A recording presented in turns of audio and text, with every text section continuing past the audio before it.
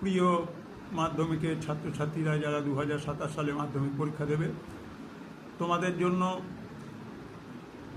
মাধ্যমিক পরীক্ষার প্রশ্নপত্র, MCQ, VSAQ, true false, statement, explanation এগুলো সলভ করে দিয়েছি।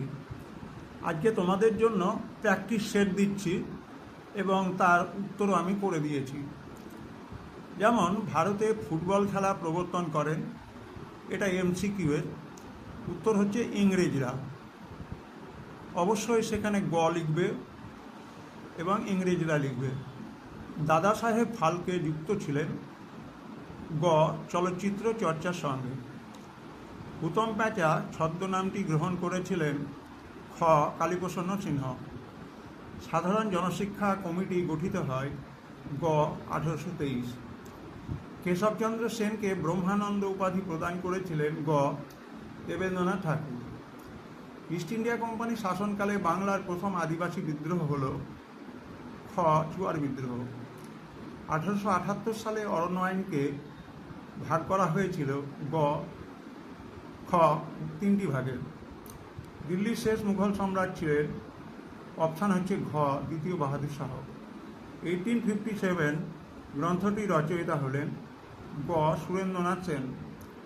সবে মিলে ভারত সন্তান গানটি রচয়িতা হলেন খ সত্যেন্দ্রনাথ ঠাকুর। ভারতে হাফটন প্রিন্টিং পদ্ধতি প্রবর্তন করেন খ উপেন্দ্র কিশোর রায়চৌধুরী। আধুনিক রাশিবিজ্ঞানের জনক ছিলেন ঘ প্রশান্তচন্দ্র মহলানবিশ।